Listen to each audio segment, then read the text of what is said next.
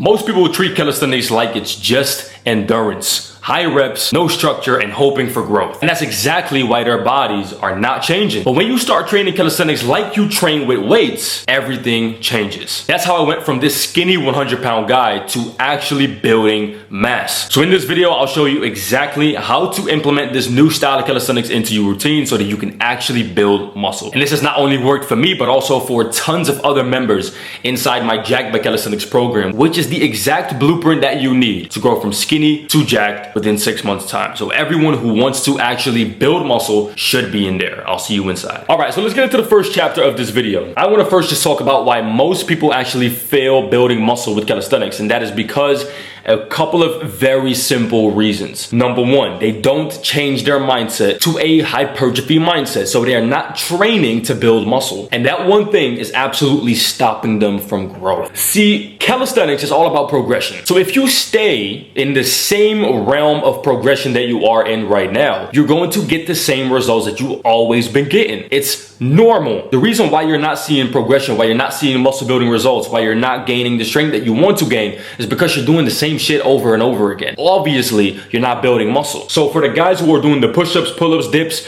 but they're not really elevating it towards number one, harder variations. Number two, doing more reps, more sets, being able to add intensity techniques after you have hit failure, more intensity, going all the way to weighted calisthenics or ring training. If you aren't doing that on a weekly basis and you aren't trying to find ways to explore calisthenics to a new realm, a new unexplored area, you're not going to build the most muscle that you could. The reason why every single one of my members inside the Jacked by Calisthenics blueprint, which is down below, is gaining muscle quickly and is also experiencing actual pain and what it's like to actually train during a training session, because I'm telling them to do what you're supposed to do, and that is take progression serious. And yes, I do totally agree that the endurance mindset to calisthenics is actually a great way of going about it.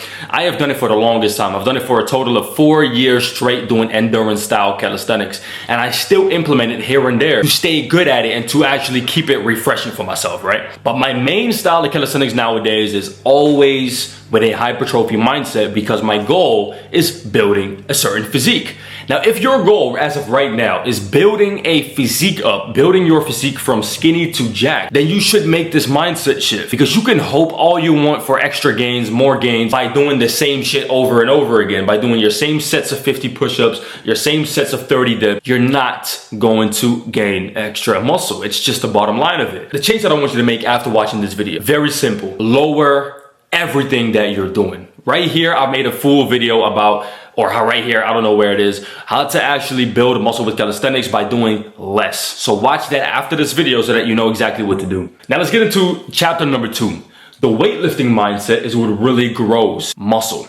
So applying the weightlifting mindset is basically saying to yourself, I'm going to bring my muscles to an absolute limit. The absolute limit of building muscle during a set. Let's say you have 2 sets or you have 5 sets. The athlete who has 2 sets has to now think about, damn bro, I only have 2 sets to spend on push-ups. That means that I gotta go all out and make the most of these 2 sets, because if I have only 2 sets to spend all of my energy, and it's very important to spend basically all of your energy into one workout to gain progress off of it, I'm gonna have to go very hard in these 2 sets. The athlete who does 5 sets and in crazy high reps usually leaves some potential on the table in their first or third set because they have that much more to go. So that is exactly the mindset that I want you to shift towards. Less is better in this case, bro. When you have 2 sets to spend versus 3 sets to spend on the 2-set exercise, you're going to go harder, and that is going to build you more muscle, because you need to now enter this phase of leaving your body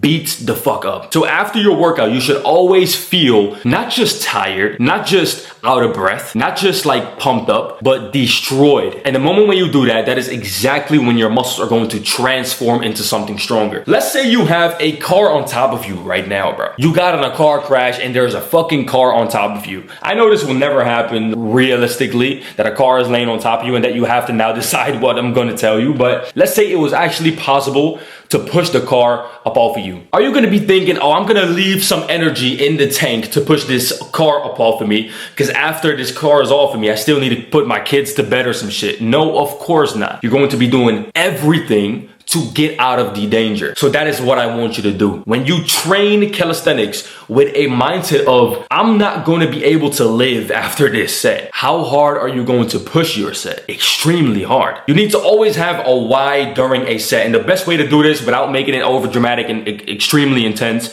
is by just simply having a rep goal that you're going to set for yourself that is always a little bit above what you usually do. Not necessarily higher, but just harder than what you usually would have done. So let's say you have ring push-ups with 45 pounds and you do 2 sets to failure. Usually you hit about 8 reps with the 45 pounds of ring push-ups. For this next 2 sets, I want you to say to yourself, instead of me always gonna do 8 and hitting failure on 8, I'm just going to say to myself, fuck it. If I don't do 10, I'm gonna die. If I don't do 10, my family gonna get kidnapped. If I don't do 10, all my money is gone. So you're gonna get on top of the rings and you're going to do 10. And it doesn't matter what you need to do to complete those 10, you are going to do 10. Stop playing around with yourself, okay? Stop playing around with this shit like, oh, I can do 8, but like 10, I've never done that before. It's probably too hard. No, we're not gonna do that in this one. In this set, we're going to do 10. So even if you can't even go up no more at 8, then do something that you're going to get 10 without leaving the fucking bars or the rings or whatever exercise you're doing. That way, you actually build muscle. And let's say you didn't even hit that 10, but you stopped at 9. Guess what? You still did more than what you usually would have done. And what does that mean? Progressive overload. Which leads us right into the 3rd chapter, applying progressive overload in calisthenics. How to increase the difficulty without weights. Now, when we look at weightlifting, the weightlifting world, how do we progressive overload in weightlifting? Most of the time, it's by adding weights. But instead of adding weights, we are now in calisthenics and we can't just immediately add weights to our body weight movements. For some, of course, we can, but not for all the exercises. For example, on pike push-ups, I cannot do no weighted pike push-ups. My shoulders are very genetically weak. They take a long time to get stronger. So what am I gonna have to do? Not add weights, but I'm gonna have to change these things. So listen closely. I'm gonna have to change the variation, the tempo,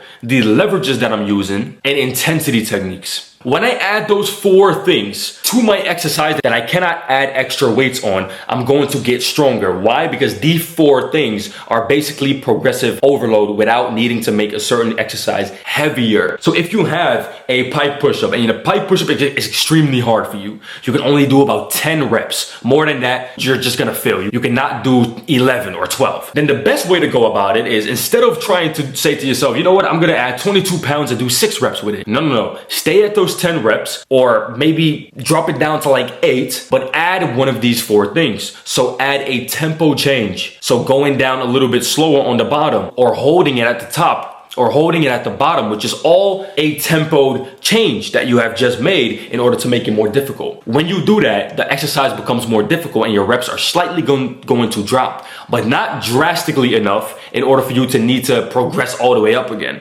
So make one of these changes. So for instance, as I said, you can make a tempo change. You can add an intensity technique after you're done hitting your failure set by doing partial reps, a total of 4 after you're done, or by adding a isometric hold at the end of your failure set. Do something that is going to make it a little bit more difficult. Now, after you have been progressing with these 4 things, the best next step that you can take is by increasing the range of motion. The range of motion in calisthenics is one heck of a change that you will make that is going to change the way you do your exercises for life. I used to do normal push-ups for years, for literally years. And it was great. It built my chest up. It built my strength for my dips. My dips, same thing, always for the normal range of motion dips. But the moment when I started doing ring dips and I started to prioritize the range of motion, my chest blew up even further. Even though my chest was already big. After 6 or 5 years of training,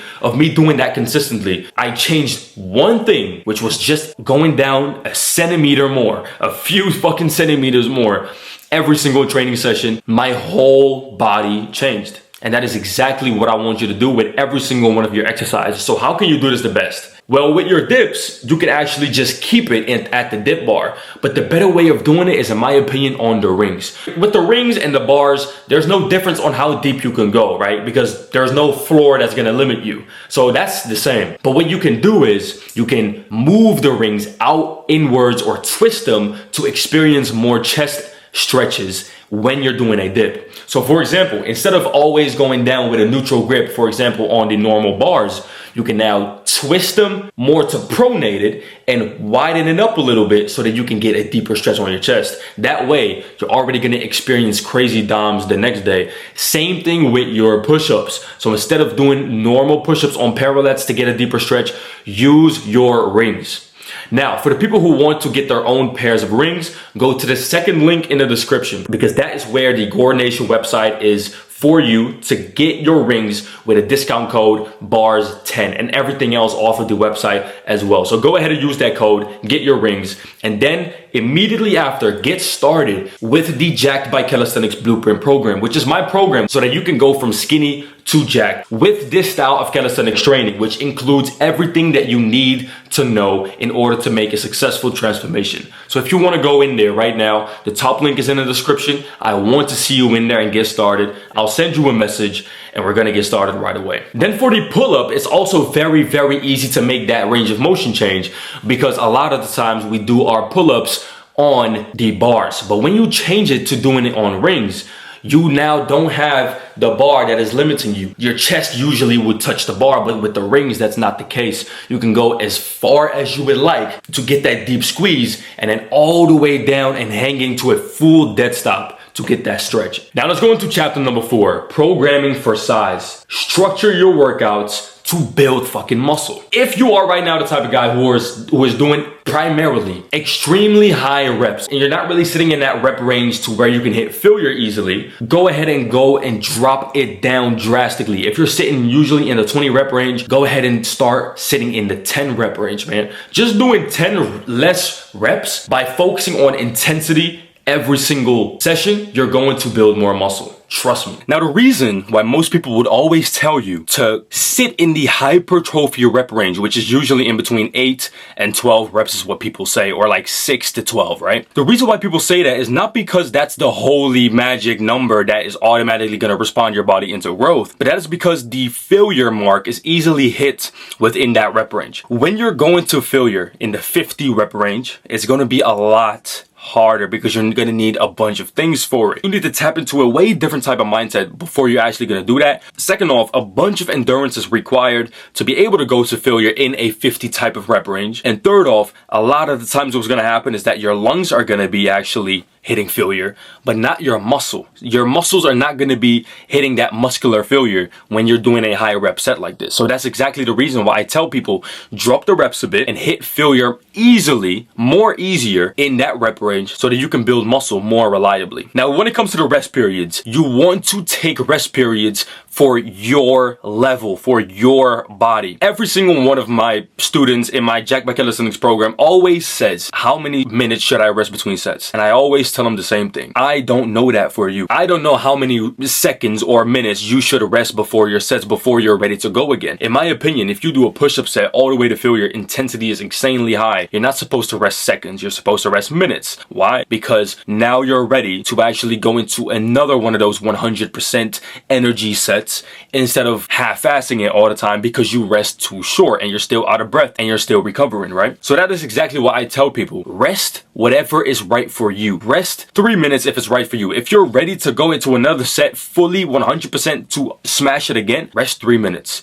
If that's 2 minutes for you, go ahead and go to it. If that's 5 minutes for you, go ahead and do it. But you need to be as fresh, as ready as possible to go do another 100% all-out set again. That's how you know how much you should rest. Now, when it comes to the exercise selection that you should pick for yourself, you need to understand a couple of things. One, you need to actually feel that squeeze, feel that contraction, and feel that stretch. If you don't feel that on an exercise, if you can't actually have that good of a control, you need to practice the movement more. Take off the weight, take off the ego, fucking practice the reps with very light weights, and just learn how to do it properly so that you can feel it. Every single exercise I do, which includes pull-ups, dips, squats, lunges, rows, whatever, I feel the muscle actually working, whatever I'm trying to target in that exercise. Whatever muscle I'm trying to target with whatever exercise, I I can feel it 100% of the time. Why? Because I mastered the movement. I mastered how it flows and how it feels and how the muscles is being attacked and how I'm putting blood into it. I feel everything. If you do not have that yet, practice more. Stop trying to focus on building muscle with the exercise, but try to focus on practicing the movement more so that you can end up in building more muscle in it. And then the second thing that you should always look out for is,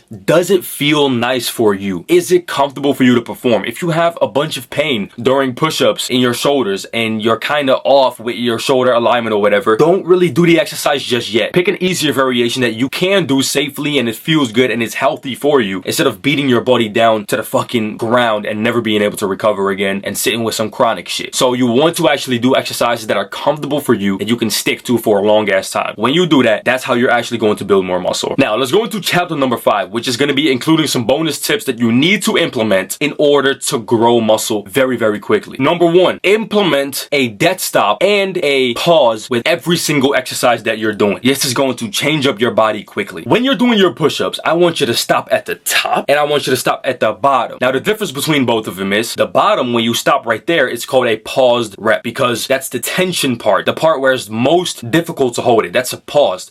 The dead stop is the part where you're basically resting. So that's for the pull-up, it's the dead hang, that's the dead stop part. And the pause is at the top where your chin is over the bar or when your head is at the range, whatever your variation you're doing of pull-ups, right? Do that with every single exercise. Start implementing that right now. If you're just right now touch and go and every single part of the movement is just keep flowing, start implementing a dead stop and a pause in every single exercise, every single set, and that's already going to change up game. Then second thing is get a weight vest so that you can start doing drop sets very easily. What I always do is when I do my Australian ring rows where I'm doing failure sets with the weighted vest, I take off the weighted vest immediately and I do another failure set completely to failure without letting any reps in the tank. That is exactly what I want you to do with ring rows and, for example, ring push-ups, because with ring push-ups and ring rows, it's very hard to add weights on our weight belts. For example, on the rows, damn near impossible, right? You have to put a plate on top of your chest. It's very unproductive. You can't do it properly. So get a weight vest. Again, the second link is in the description. Use the code BARS10 and that's actually going to give you a 10% discount for your weight vest. So go ahead and get that right now. And that is all you need to know to build muscle with calisthenics like you would train with weights. So if you want to actually make this transformation yourself, go from skinny to jacked within 6 months, which I promise you, if you follow the full blueprint that I laid out in the description, my Jacked by Calisthenics blueprint program, you're going to be doing exactly that. So go over there right now. I can't wait to see you inside. And as always, watch this video right here because these are the exact workout routines that I want you to follow if you're going to be adopting this style of calisthenics to build muscle.